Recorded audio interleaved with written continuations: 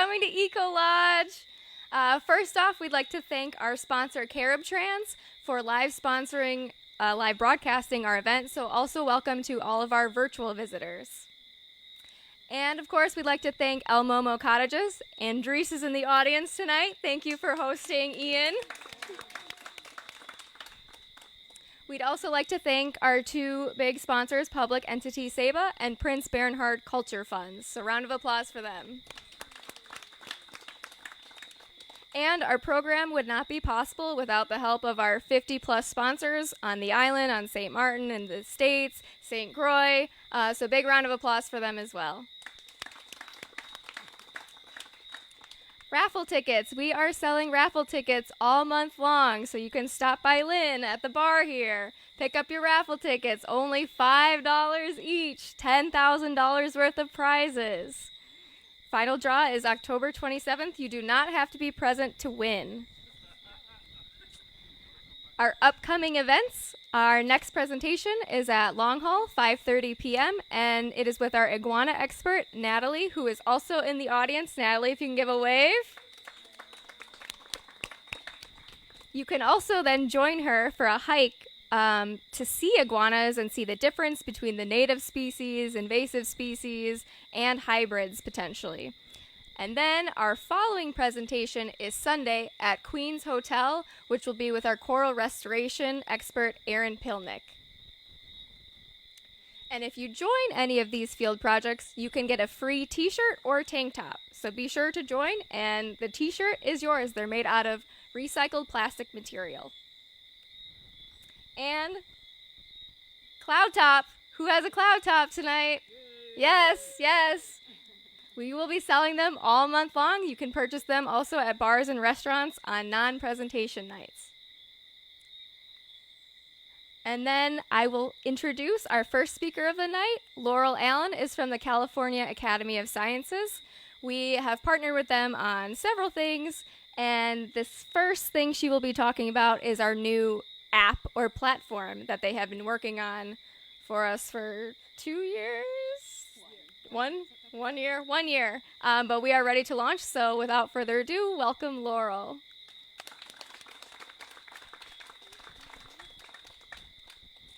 Wait, let's give it up for Emily, hype woman extraordinaire. Never gets enough applause. Okay, hi, I'm Laurel Allen. I am a full-time science communicator at the California Academy of Sciences, and tonight I'm going to take just 15 minutes to tell you about the very first iteration of this new digital platform we built, and piloting it right here on Saba, called I'll Explore Saba. And it was really designed to center island nature and island communities in a new way. And I'm basically just going to give you a little bit of context and then walk you through it. And I just want to point out the soft launch sign. That's because we launched this thing 2 days ago. And so what the reason we're kind of sharing it tonight is because we'd really love all of your help, like checking it out, going through it, and over the next month, letting us know if you see things that need to be fixed or things that could be better. And then starting in kind of November, we're going to work with a range of on-island partners to start promoting that more publicly. So, and there's parrots around. Okay, so for a little bit of context, this is the Academy. We are based in San Francisco, California, and we're a science museum. Anyone can come and visit us. There's a rainforest, planetarium, aquarium, natural history museum, and so that's the museum itself. But we are also a research institution, so we're home to about 100 in-house scientists in 8 different departments, scientific collections totaling about 46 million, and this is us kind of at home. But of course, these days, it's not enough to stay at home anymore. You need to have an impact in the world. And to kind of attack the pieces of the environmental crisis that we thought we could make a difference on, we have 3 global initiatives that are running right now. The first is Thriving California, and that encompasses the whole state of California, which is a biodiversity hotspot and is being hit really hard by climate change. The second is Hope for Reefs, which is working in lots of sites all over the world with a range of tools and programs and really cutting-edge science. And the third is the reason that we're here tonight. This is Islands 2030, and the goal of Islands 2030 is to halt biodiversity loss in 5 tropical island archipelagos by the year 2030 in partnership with local communities. And one of the co-directors of Islands 2030 is in the audience tonight, Dr. Lauren Esposito. Some of you may have seen her speak in past See and Learns. And so a lot of you can probably answer the question why islands for yourself, but just some really good takeaways or key or top notes. Islands are actually home to the greatest concentration of biodiversity on that's Bella. Greatest concentration of biodiversity on this planet, which is amazing and remarkable, and also really scary when you consider that 75% of all recent bird, reptile, amphibian, and mammal extinctions have actually taken place on islands. And 85% of remaining reptile, amphibian, and mammal species are highly threatened, as well as half of all birds. And so islands are incredibly valuable. They are also places that scientists have always learned a lot and continue to learn a lot. If we can figure out how to do targeted interventions on islands that actually address biodiversity loss, we can potentially scale that to other parts of the world. So they're really, really critical in this race to understand how to protect what's left. And for that reason, the Academy has actually worked on islands for over 100 years. So this is a snapshot from our 1932 expedition to the Galapagos, but we actually started working there in 1905. I don't know if anyone here has ever been to the Galapagos, but if you have, you've probably passed through Academy Bay, which is a very old legacy of that work. And that long-term work and long-term relationships is really a hallmark of each of the 5 archipelagos in which Islands 2030 is working. So we have the Galapagos, Sao Tome and Principe, Madagascar, the Philippines, and of course the Lesser Antilles. And our scientists have worked in all of these places for decades, but they've kind of worked alone. So they've just kind of been doing their own science in the field, working with local communities.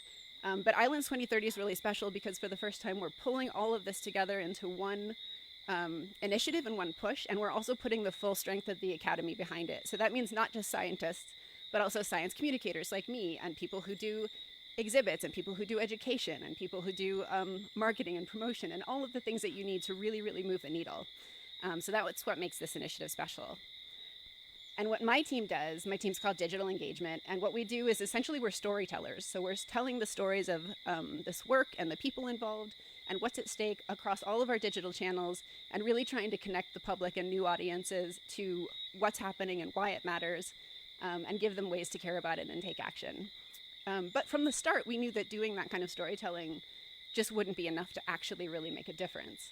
So the first thing that you kind of do when you're like, okay, how do I have an impact in a space, is you take a look at what's already in that space and try to identify some gaps. And one of the first things that we saw was that in the digital landscape, there are a lot of apps out there about islands. Like almost every island has some kind of app associated with it if you look in the App Store. But those things are, so while those things are not rare, they're also actually really not great. Like they're all pretty terrible. And that's because they have little to no information about nature or biodiversity. Usually nature is just kind of this beautiful backdrop. Island communities are almost totally erased. So if you look at a lot of these apps, it's like no one actually calls those places home. They're largely unauthorized. So a lot of times they're just like third parties who copy paste the tourism website and then monetize it. They're not useful to island communities. They're just designed for one and done use by tourists. So if you're visiting, you might download it, and then as soon as you leave, you're going to delete it. And last is they don't work across all devices because they go through app stores. They're really inaccessible. So if you're someone at home who wants to explore on a desktop, there's no way to do that. So as we thought about these limitations, we kind of started to have an idea about something that would work to really counter all of these negatives. But we needed a place to test it, and we needed a place to kind of pilot it and think about how that would work. And some of you may know this woman. Who is that? So we had worked with Lynn for several years. We'd been part of See and Learn in the past. And Lynn reached out and just was asking whether we knew anything about apps, because they have a really cool project some of you may know about called Adopt a Box, and we're looking for ways to communicate that better.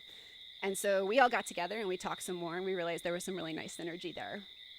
And of course, Saba was kind of, a 5 square mile island packed with pristine biodiversity and really friendly communities is a great place to pilot a project like this. So it was a really, really good fit. And going into it, we knew that we wanted our criteria to really be counter to the things that we thought were flawed about existing apps and digital platforms. So going into it, we said our goals are to really make island nature and island communities the focus of this platform. And next, we wanted to co-create this with the community. We didn't want to come in as kind of outside partners and decide what stories to tell about a place. We wanted the people on the island to tell us what that story was. We really wanted this to be useful to all audiences. Like tourists, for sure, they're critical to island economies. That needs to be a priority.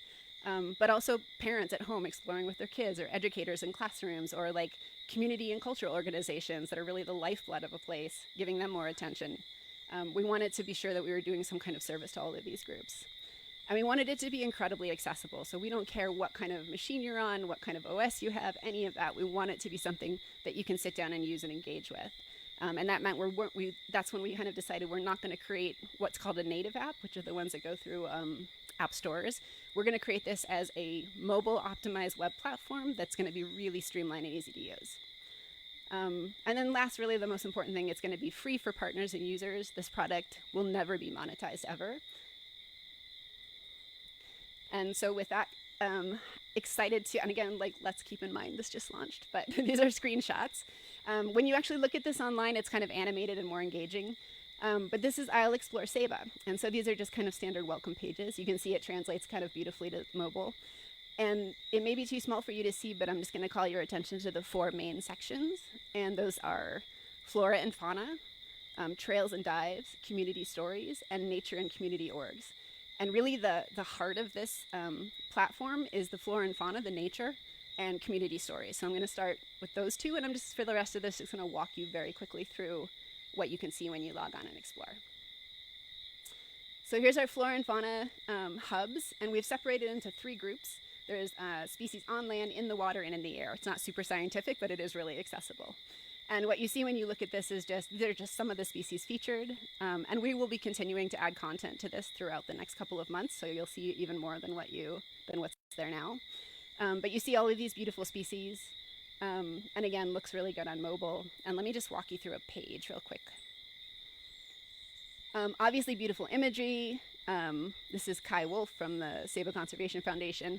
And all of the images in this app are actually either, for the most part, either Kai or they are iNaturalist images. Does anyone here use iNaturalist? Okay, fantastic. So you'll see a lot of that here, and you'll see integration as well that makes it really special. Okay, so beautiful photos. Obviously, we're going to talk about it. And then down here, we have these modules for native and endemic. And these are things that you don't see talked about on platforms like this a lot, but they are part of what makes islands so, so special. So we really want to call attention to those 2 groups of species, and we explain why that matters. More beautiful. This is just an excuse to show off this bird, because, like, oh my God, look at it. And then we have iNaturalist observations. So this is a module that shows observations of this species actually made here on Saba. And then the little circles may be hard for you to see, but this map is actually a visualization of everywhere that this species has been seen on the island. And when you're going through all of these pages and you're exploring this, you're really getting a completely different sense of just how rich the biodiversity here on Saba is. And that's pretty exciting. And then this other module is called Ask a Scientist. So for every species page that you see, there will be a module at the bottom where a scientist is talking about that species or talking about that group of species in a really personal and accessible way. And right now, most of these are populated by our curators, like this is our curator of ornithology. But we do intend to start swapping that out so that we're really highlighting and centering scientists who are directly connected to Saba or to the Lesser Antilles.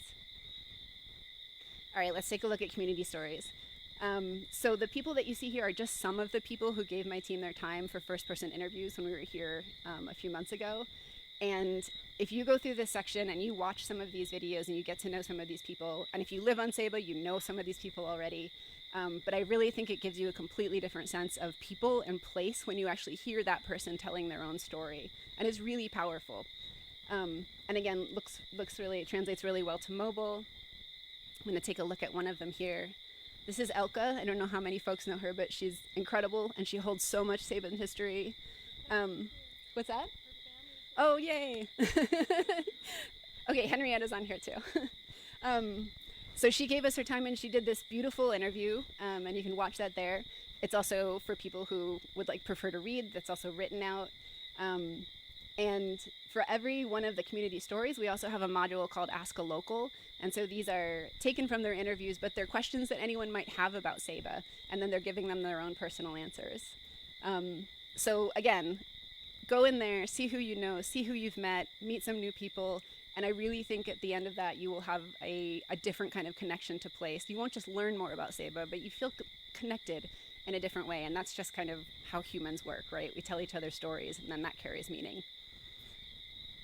And these Ask a Local modules that are scattered throughout the site, they're kind of another piece of the heart of this. Like, it's just a really different way to connect to place, and you'll learn some stuff. Some stuff is just funny. Some are stories about people growing up, or building things that you use every day. And yeah, it's great. I'm really eager to hear what people think about that.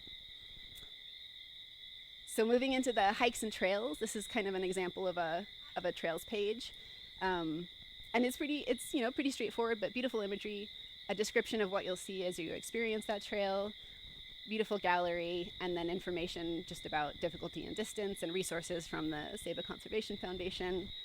And the dive pages, oh no, sorry, this is a shout out to Adopt-A-Box, which was, a big, an important piece of how we got started. And this is one of the actual walks that you can do in the hikes and walks section. And again, translates really beautifully. And there are some trails on here. This is one of the sections that we're still building out.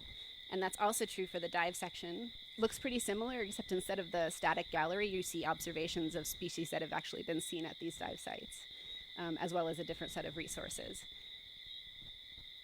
And then the last section is nature and community organizations. This is the Harry L. Johnson Museum as an example. So here again, the images, this kind of text, the descriptive stuff, but we also center a video of someone who works or volunteers there, which again gives you a different connection to place. And then these people are in the Ask an Expert module, so they're talking about their own organizations in a way that, these kind of organizations really they are the lifeblood of a community in so many ways, and they get so little attention. So this is a really nice way to learn about that. And most of these are places you can actually walk into. So, the Ceiba Conservation Foundation, you might not think to go visit their office as a tourist, but it's a great resource and a great place to stop in. So you get all of that as well. And I promised 15 minutes. That was 15 minutes. We're eager to hear about the urchins. So this is a thank you to all of these organizations who have been so helpful as we did this work, both in advising us and in facilitating opportunities and just making stuff possible. So See and Learn, of course, Ceiba Conservation Foundation, the Ceiba Tourism Bureau, Queen Wilhelmina Library in the bottom, and these iNaturalist users who did a ton of heavy lifting in terms of photographing stuff here in Ceiba. The first one, Reef Guard, is Kai Wolf again, so he's absolutely everywhere. But we couldn't have done it without the support of these folks. And this is just a quick thank you to, these are all the Isle Explore people at the Academy. And that's really it. So again, the real point of this presentation is to let you know it's there. If you have your phones, maybe you want to take a picture of this slide just so that you have access to the web address later, or you can try the QR code depending where you're sitting. But what we'd love for you to do is just go in, have a look around, see what you think could be better, see what you think is missing. If you see something spelled wrong, please let me know. And at the bottom of every page in the footer, you'll see an email address where you can send that feedback, and that goes directly to my team. And we're really grateful for your help and support, and would love to hear from you. That's it. Thank you.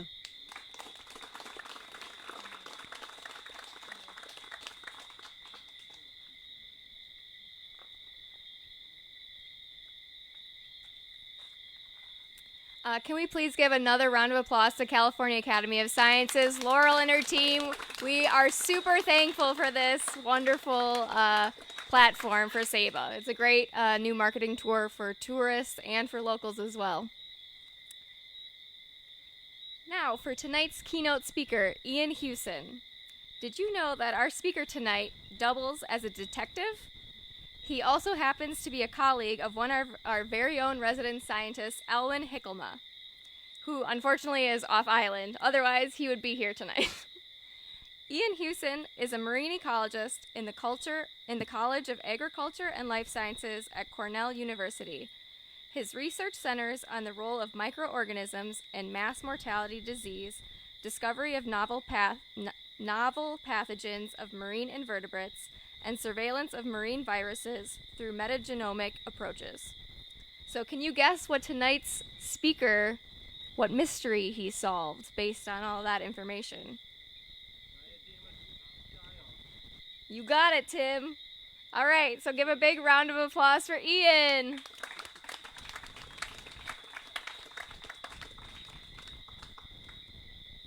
My goodness, thank you for that introduction. Whoop, let me just move this up a little bit, otherwise we won't tune in.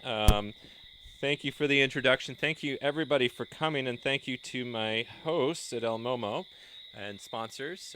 It's been a wonderful time since I've been here, and I wish I could stay longer, but unfortunately I'm in the middle of a teaching semester where I have about 60 undergraduate students that are taking classes with me at Cornell at the moment that I have to get back to.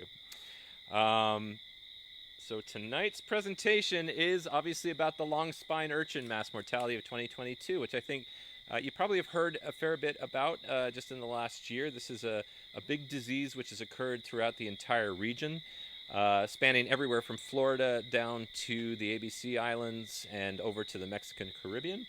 And what I'm going to do tonight is to talk about how we actually came up with the final result, which is what's causing it, and also to give you some indication of where we're going with it and what we can do in the future about it.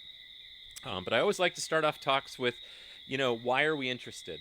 All right, why do we care about this group of organisms known as echinoderms? All right, echinoderms simply means spiny-skinned organisms. It includes things like starfish and sea urchins and sea cucumbers and brittle stars. In the environment, they play extremely important roles. Basically, these organisms control the balance of different types of organisms through their herbivory as well as through their carnivory. So, for example, sea stars play a really super important role in grazing out bivalves and other types of tiny little snails and other things, and therefore allow big kelp forests to persist on the west coast of North America.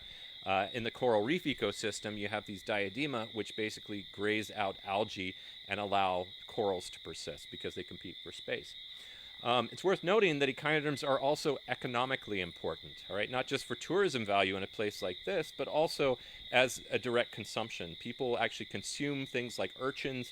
They also consume things like sea cucumbers. And if you put a total amount on the harvest every year of, for example, sea cucumbers in East Asia, we're talking at about 21,000 tons of it a year, which is being consumed. So quite a large industry.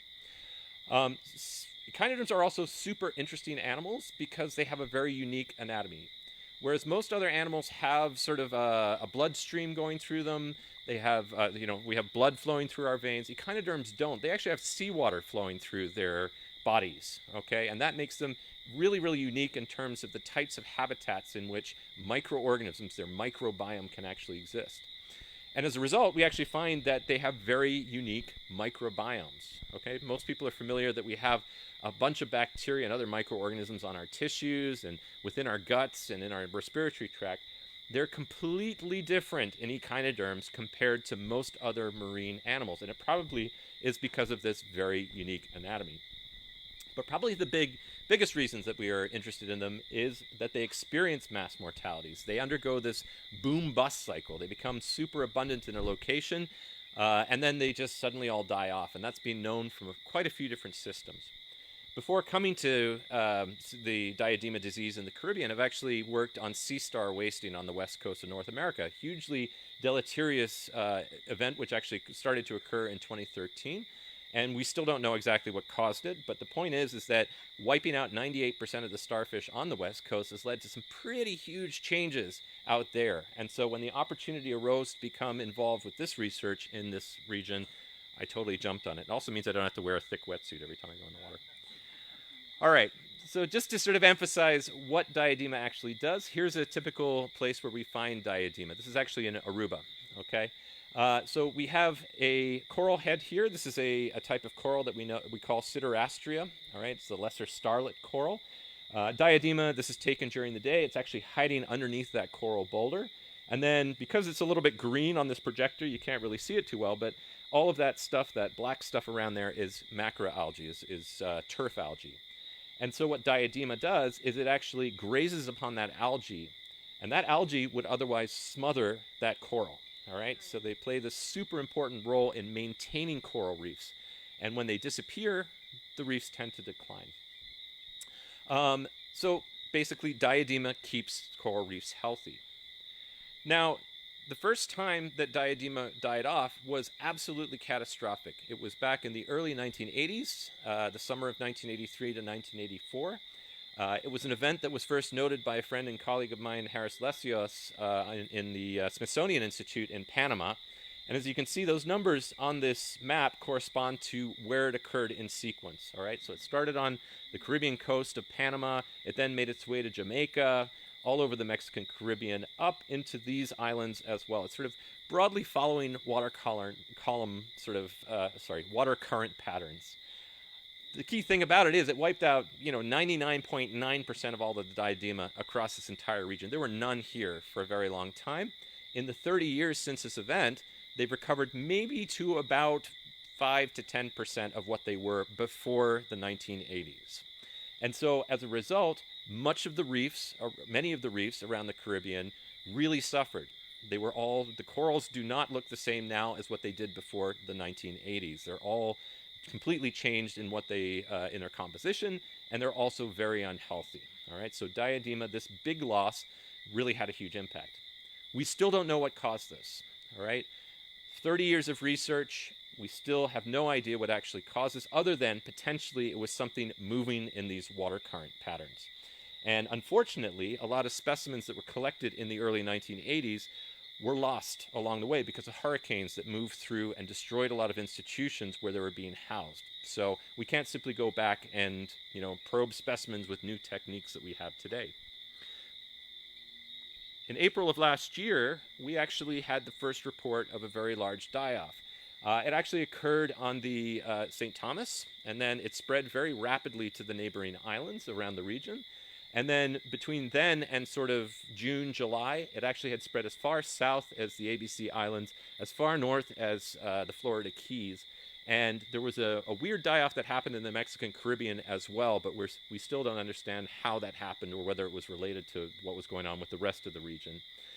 Looking back at citizen science records, dive logs essentially, we can say that it actually started a lot before that. It actually started in January or February, so some 3 or 4 months beforehand. So that just speaks to the importance that divers actually have in reporting these types of diseases, which otherwise we would never know about because we can't be in the water all of the time. We were alerted to this. We worked with a big consortium known as the Atlantic and Gulf Rapid Reef Assessment, or AGRA for short. They compiled maps like this where you could go and report where this disease was actually happening. And essentially we had a broad picture as to its spread around the region. From AGRA, we actually formed a big consortium of many, many different organizations, including here on Ceiba, the Nature Conservancy, the University of South Florida, many different academic institutions, conservation foundations. And this whole project wouldn't have been possible without collaborators getting in place, providing samples, working together, and making this research actually happen. And looking more broadly, this encompasses about 11 different jurisdictions. So Ceiba's down there, you can see, but we had researchers across this entire region in all of these different countries who are actively engaged in research. So these were not simply collecting specimens and sending to them. We actually engaged them in analysis of the DNA sequences that we pulled out as well. And it led to a very strong collaboration that exists to this day. All right, so really unfortunate thing with diadema has led to a very big, good thing in the sense that we all now communicate really well, and we have these networks through which we can traffic all of our scientific investigations. So this is what diadema looks like when it's abnormal. Essentially on the right-hand side, you have a diadema that is clinging to a rock. It's moving around on its tube feet. It uses its spine for defense. There's a couple of fish at the top there that are looking for a free meal. And so what diadema does is it typically will move its spines. They will orient them towards light and dark, and they'll fend off predators. Okay, that's the main way by which these urchins prevent being eaten. On the left-hand side, though, you can see that urchin is not doing very well. It looks really sick, right? It's actually fallen over because all of those little feet that it has, these tiny little tubes that come down from the body, they're all missing. And basically, it's just fallen over on its side. Once that happens, the whole animal is subject to anything and everything that will come along and eat them. And so when you go to an affected site, in this case, this was in St. John, essentially you have hundreds, thousands of these things fallen over, decaying, and we really didn't know what was causing it at the time. And in fact, the timeline of the condition going from a completely healthy to a pile of spines on the seafloor was very, very rapid. It was anywhere from a few hours from the time we first noticed it to maybe a day or two. All right, really, really dramatic condition that occurred. And like I said, once they were in the state where the spines stopped moving, where they were falling over, every single fish that's out there would basically start to pick off more spines and lead to its destruction, if you will. At most sites that were affected, it was about 90% of them. All right, so that's almost all of them. There are some sites out there where we never observed it. For example, the Turks and Caicos Islands. Never saw this disease at all. However, just in the last day, unfortunately, it's finally made it there. Okay? But point is that when it hits, it's really, really, really bad. So when they sort of formed this initial sort of collaboration to try and figure out what was going on, we had a few questions that we wanted to answer. So the first sort of order of question that everybody wants to know, scientists and citizen scientists alike, is what causes it? All right, what's causing it and what can we do about it? And so when, as a scientist, my first sort of focus goes into, is this an environmental stress? Is there something about the environment that has changed that has led to these animals suddenly dying?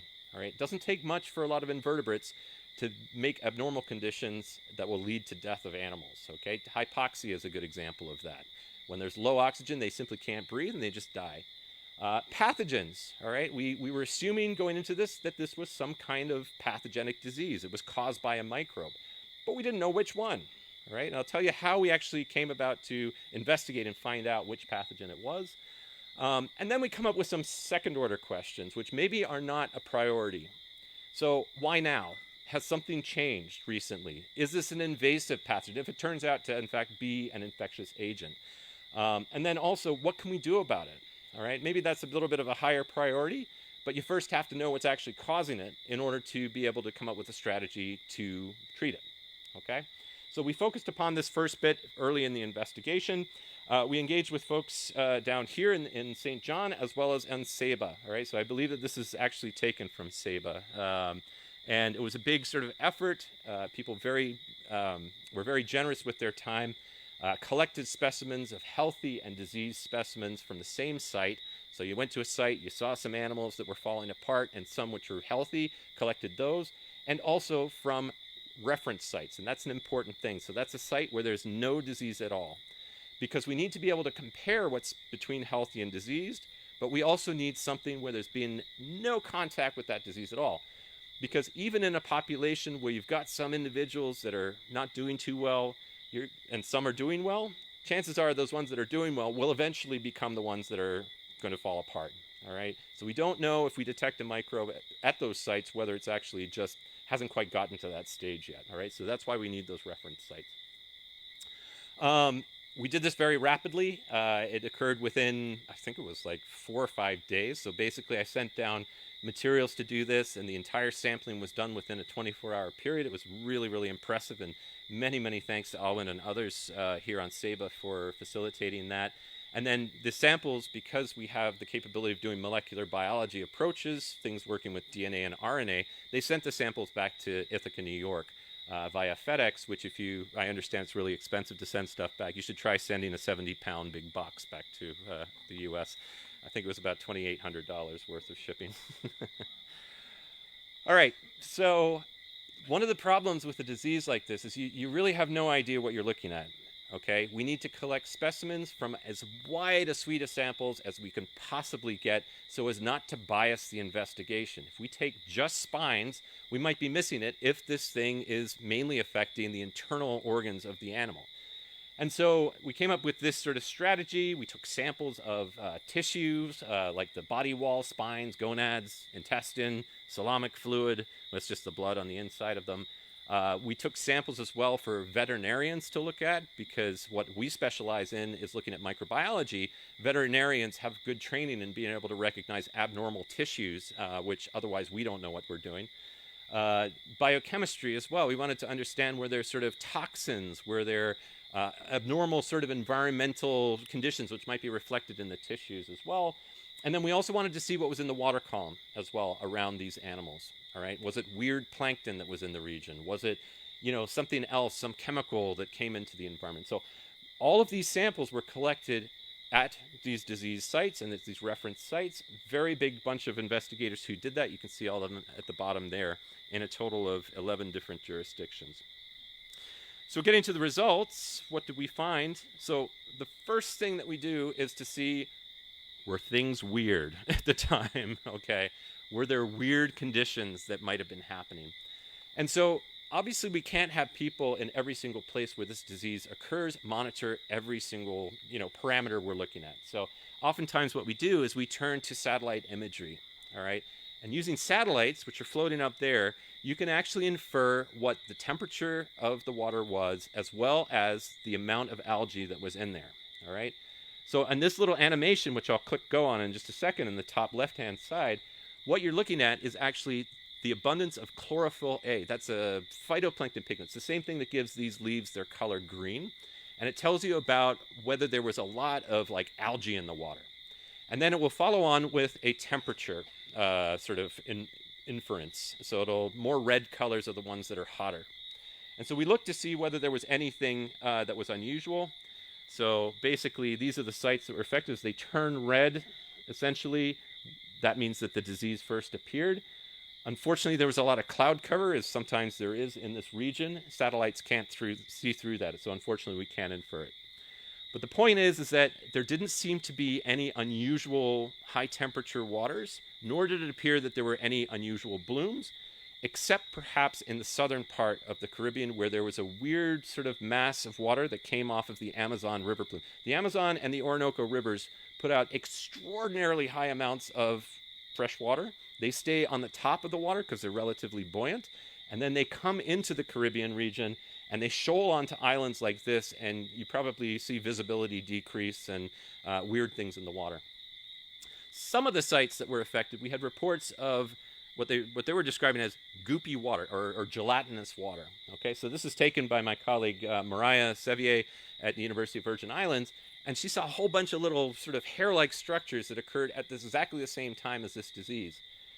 We also have algae, things like sargassum, that come on shore, they start to decay, cause the water to turn brown, and lots of material in the water. But there were lots of sites where this disease occurred where none of this was reported at all. All right? So the point is, nothing really consistent that we could say from an environmental standpoint, that's it. All right? So that led us to look at other things, which is, of course, microorganisms. Now, just to give you some idea on the different types of microorganisms that constitute the microbiome, and this includes us, it includes all animals, it includes Bella the parrot behind me as well, believe it or not. Being very quiet at the moment.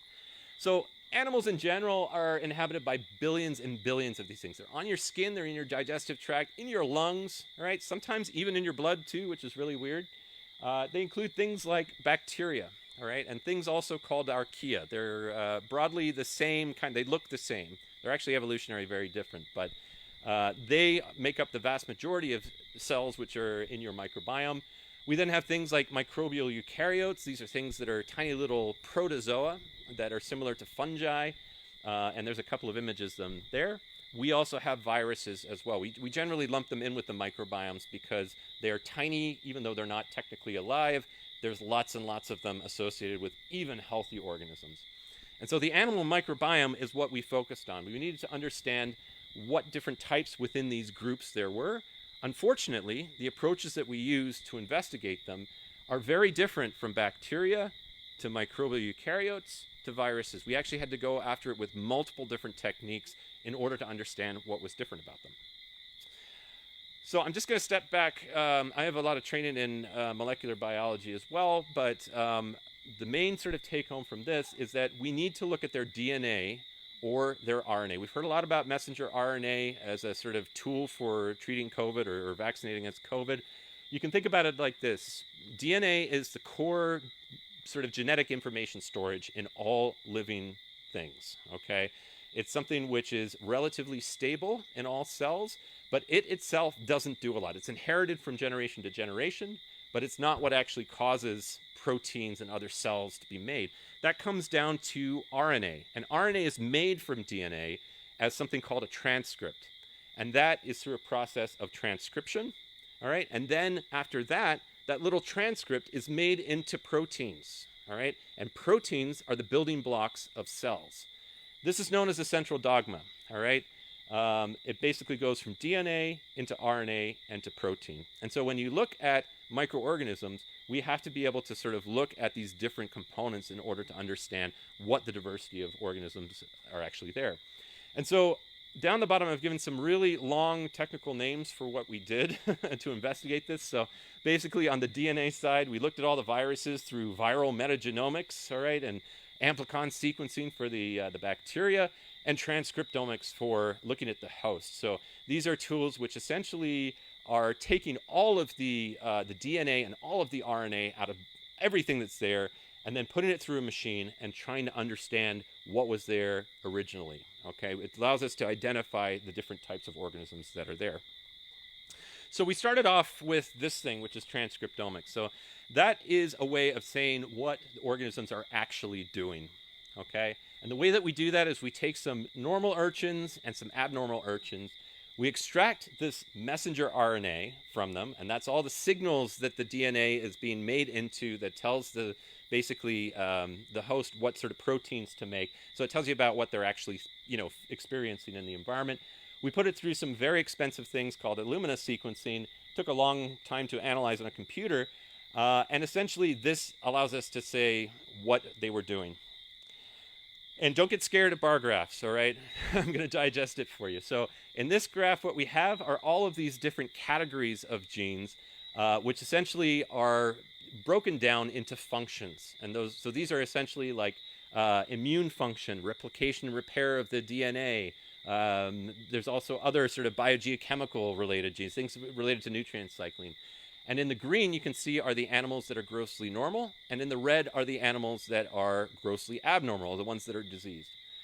What this tells us, just broadly looking at it, is that essentially the gene expression profile was that they're growing more slowly, they're responding to something which is invading them, okay? We know that there's this thing called complementation, which can happen when a foreign little thing comes into the animal, and then that they were dying.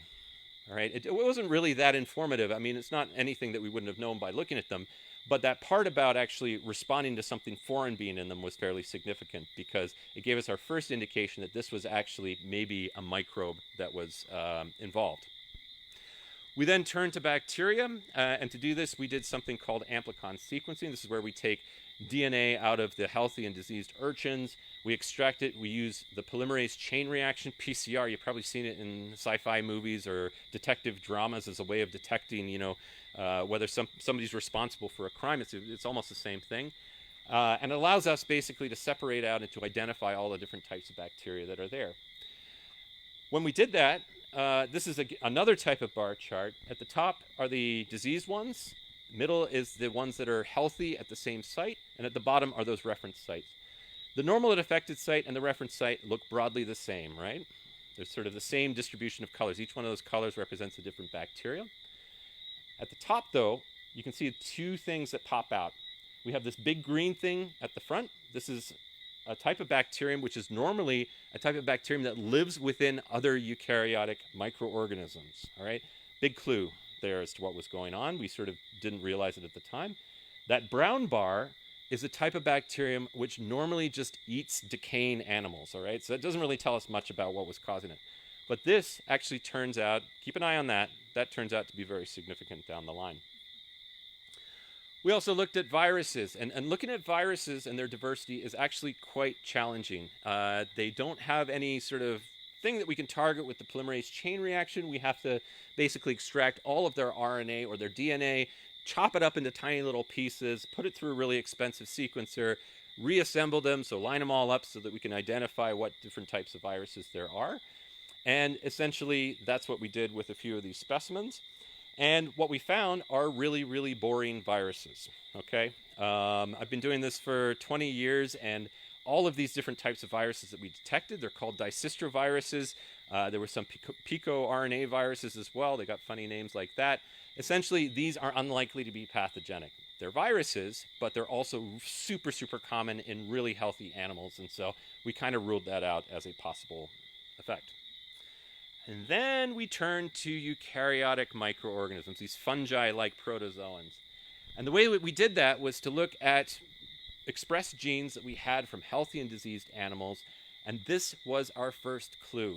When we looked at all of these different types of tiny little eukaryotes, there was a ciliate there which was more represented, or actually only represented in some cases, in the abnormal urchins, and it was absent in the healthy urchins. And that was our aha moment, all right? After spending so long, so much money to do this with DNA sequencing, I ran down to my lab. I went to the microscope and looked down, because these things are really big and they're really obvious when you look them there. And I realized that I wasted about $8,000 worth of sequencing, because I could have just used a microscope to look at them. Okay. But I remember going to the microscope and thinking, oh, that's it. I didn't even need to identify it. It was really, really obvious that these things were taking over the blood. So what is this thing? This is Phylaster apodigitiformis. Okay. This is a type of single-celled eukaryotic organism. It's called a ciliate because it's got all these tiny little hairs which are all around the cell. You can see all those little hairs on the left-hand side there. We turned to our veterinarian colleagues who were doing an independent assessment of it. We didn't talk to them during our assessment because we don't want to say, hey, look for this, and then suddenly they find it, and we're totally biasing the investigation. And sure enough, 2 of the veterinary histopathologists found exactly the same thing. This, you see on the right, this is a thin section through one of the spines. And all of these little dots are all this Phylaster apodigitiformis, which are all loaded within the spine. Diadema has hollow spines, okay? Perfect place for this ciliate to exist. And it turns out that's like a hypodermic needle into the animal itself, all right? So really kind of a dramatic thing that we had. So the next question is, was it the same thing across the whole region? Was it exactly the same thing, or were there multiple different ciliates causing this? And to do this, what we did is we analyzed their DNA from many different jurisdictions. This is called a phylogenetic tree. And the idea here is that the things which are located really close to each other horizontally are the ones that are most closely related. Those things which are really far away from them. So for example, this thing at the bottom is really distant from these things at the top, means that you can identify close relatives. And what you can find from this tree is that all of these different jurisdictions here, all right, we had them from Puerto Rico, from the Virgin Islands, from Grenada, all the way up into Florida. They're all exactly the same, okay? So this was it. This was something that we really wanted to focus in on and basically demonstrate that it was actually a pathogen. We also did some more analysis of how many of these ciliates there were in different tissues. And so this is called a box plot. On each one of these panels, in gray, you have the diseased animals. To the left of those, you have the animals that are healthy at the affected sites, and then to the very left side, you've got reference organisms. At the top, we have body wall, which is basically their skin, spine base, so that's that little chunk of material at the bottom of their spine. The blood of the animals, their gonads, and so on. But one thing, you don't have to be a scientist to figure this out here. Those gray bars are really high compared to all of those white bars, okay? This was definitely associated with this condition, all right? So, armed with that, we were very excited because we never see this, all right? This is the most obvious thing I've seen in disease investigation in a really long time. Thank goodness. So what we needed to do then is to be able to experimentally test whether this pathogen can actually generate the disease. And so we waited. We waited for 4 or 5 weeks. We were waiting for it to cross into U.S. territorial waters because transporting cultures, living microorganisms across international boundaries, don't try it, is my advice. We're talking like this much paperwork and 6 months of approvals. So fortunately or unfortunately, it actually showed up in Key Largo about 6 weeks after it started to show up elsewhere. The folks down at the U.S. Fish and Wildlife grabbed a diseased specimen. They did a draw. They took out their salamic fluid. They put it into some culture medium, which if you're interested, the culture medium is really boring. It's actually just seawater and a grain of rice. And then essentially after 2 days, we had our bug, okay? Amazingly, because I have the worst green thumb on the planet, I've tried to cultivate many bacteria, many microbes in the past. This is the first one I actually got. So all the stars were aligning with this whole investigation. So now we had a culture. What could we do with it? Well, you needed to infect some animals to see whether we could generate the same response. And so also by good fortune, the Florida Aquarium, Josh Patterson is a professor there, is involved with aquaculture of diadema. And they had access to a huge number of them, so they gave us 10. No, they gave us, fortunately, they had 10 that we basically treated with this diadema. We actually sprayed this ciliate on their surface, and then we had 10 that we served as controls. And the reason we have controls for this is that they might die from just really poor water quality. I mentioned I've got a terrible green thumb. I'm also terrible with animals in aquariums, so you need to have that control for it. And then we looked and we waited and we saw whether there was any response. And it was actually one of those classic cases of I would go into the lab at 5 o'clock in the morning. I had a key to the lab. This is at the University of South Florida. And I'd report by text message to my colleagues, nothing yet, nothing yet. And then one morning I came in and half of the animals basically had lost their spines and blown themselves apart, which were treated. The healthy animals, totally fine. Okay? So this was evidence that this is definitely responsible for this condition. We even took those animals that were abnormal, that were diseased, we re-isolated this ciliate, and then we basically had what is known as Koch's postulates. So Robert Koch was a scientist in the late 1800s who invented a set of criteria that you basically, a set of steps that you have to go through to definitively prove this thing is a pathogen. All right, so we can definitively say that this was caused by this one thing. So why is this significant? So first off, this is the first time that any ciliate has been found to be responsible for any mass mortality in any organism. They're known for fish, sort of aquaculture, as being kind of pesky, and but they definitely don't cause everything to die off. And so it was like, wow, okay, so this is really interesting. It's a new phenomenon that we're describing. And the other really cool thing that came out of this, as I mentioned, we got this really cool international network of scientists across the region that previously did not exist, all right? Mostly facilitated through this Atlantic and Gulf Rapid Reef Assessment, a few other partners as well. And so we can tackle diseases in the future. There's a lot of outstanding questions that we have about this. All right, this is a little video that I'll show you looking down a microscope. You'll focus in on these cells that are moving around. That bits of tissue that they're actually eating, that's diadema tissue.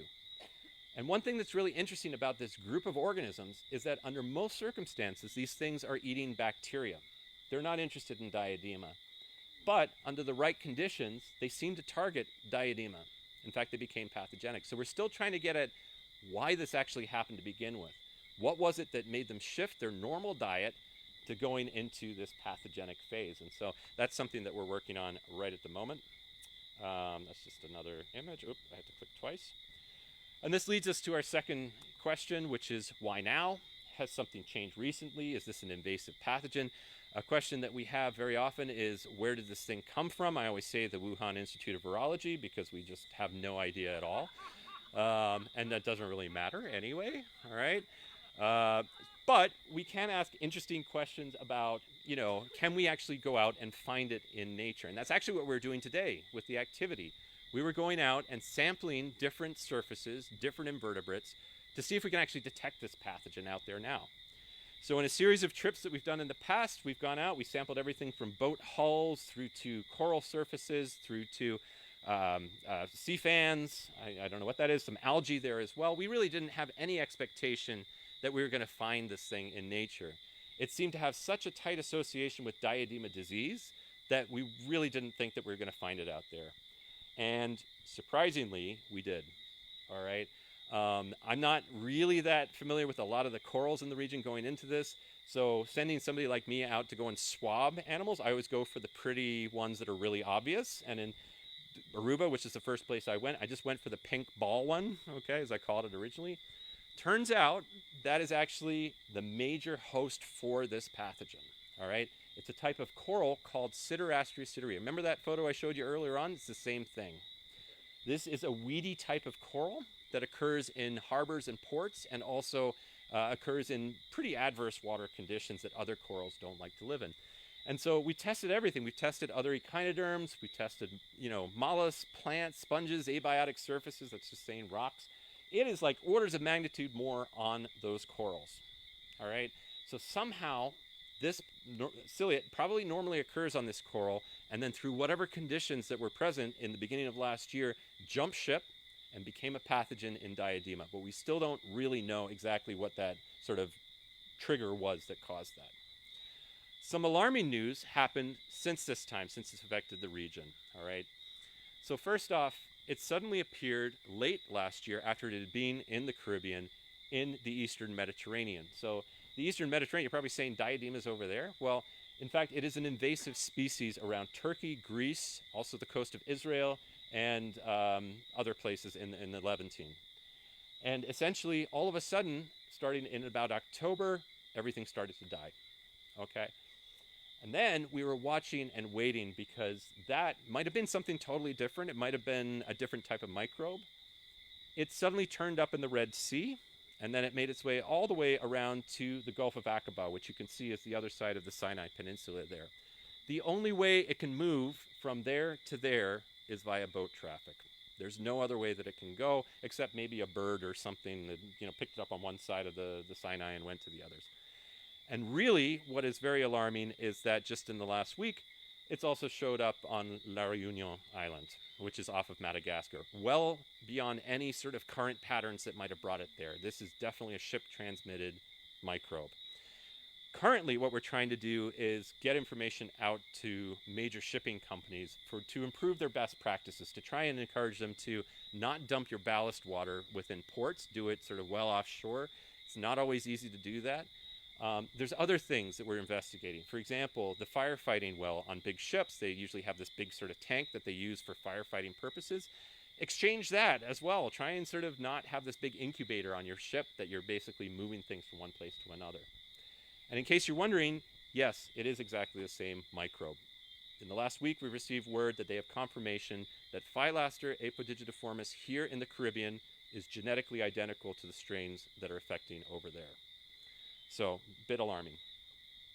And just to get back to this coral phenomenon, where it came from in the environment, we actually ran an experiment this summer where we took corals of 4 different species, we put them together into the same tank, and then we basically poured some of this ciliate sort of culture in there to see whether it would gravitate to any particular one. And the answer is it most definitely does. It goes directly to that one species of coral, the Siderastria siderea. All right? So we have lots of evidence that this thing is normally kind of on this coral that's out there. We just don't understand exactly what's causing it to suddenly come off and become pathogenic to diadema. Another question, how long has it been around for? And the answer is we don't have time travel yet. We're still working on that. But essentially we can look back at genetic repertoires of animals that have been sequenced from the region, and we do find it back to at least about 2019.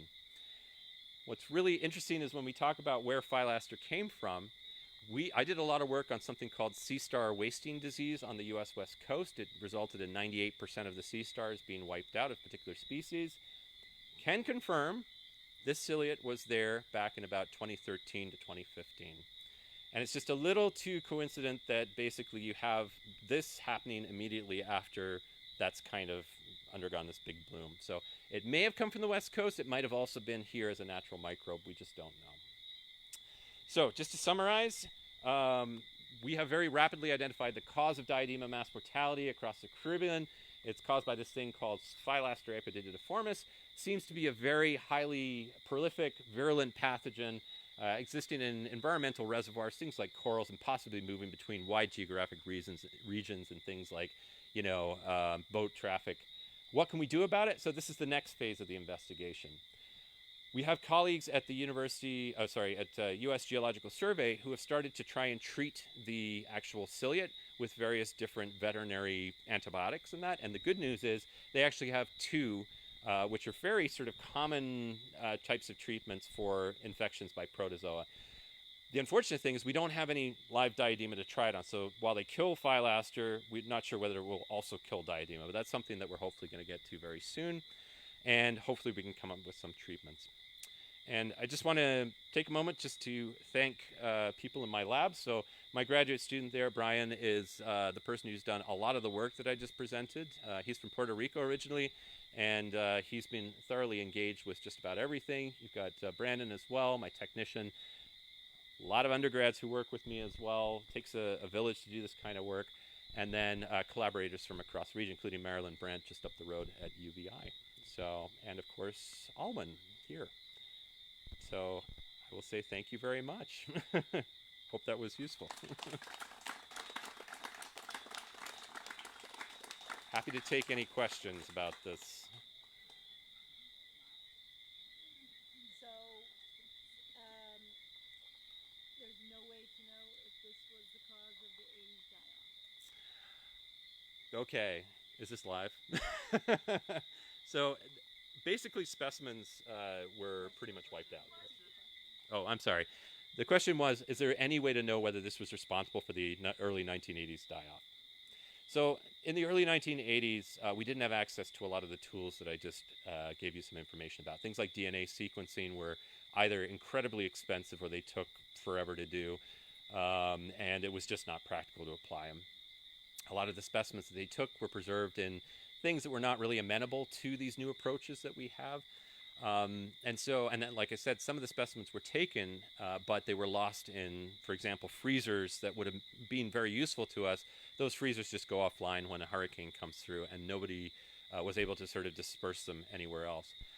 The really interesting news is we have come across some specimens just in the last year from about the same time from those places which were affected, from the Florida Keys and from Belize.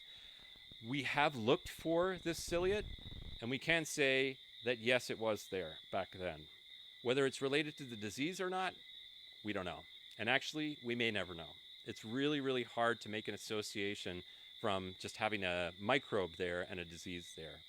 But, and it's unfortunate the ciliate doesn't leave any other sort of scars or anything on the hard tissues that otherwise we could say, oh, look, it's doing the same thing back then. So we probably will never know, unfortunately.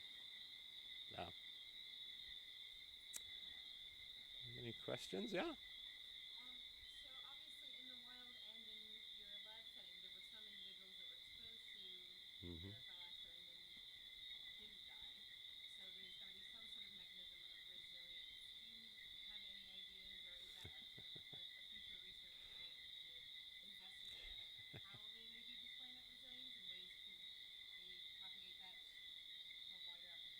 Sure. So the question was about 40% of the specimens that we had in those experiments where we added the ciliate to it did not die, even though they were exposed to it. And does that provide us any clues as to, what's causing that for a start? And secondly, is that something we can harness in the future?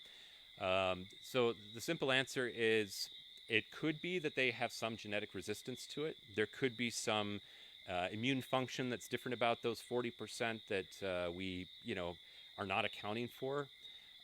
We haven't really been focusing on that as yet with our research. That's something that we're hoping to do next. We actually are doing, as we speak here, we're doing that transcriptomic approach to compare those survivors to the ones that have died.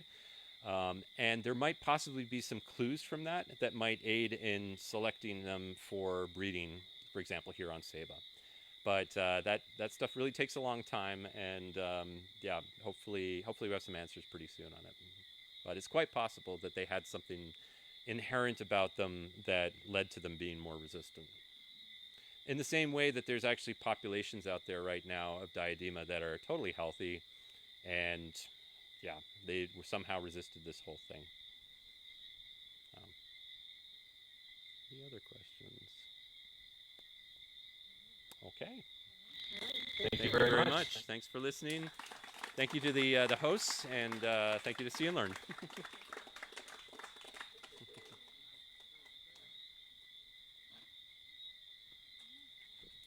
Thank you, Ian. And now we will be setting up for dinner reservations. So if everyone could grab their chair, please, and take them out and back that way, that would be very helpful. Thank you all for coming.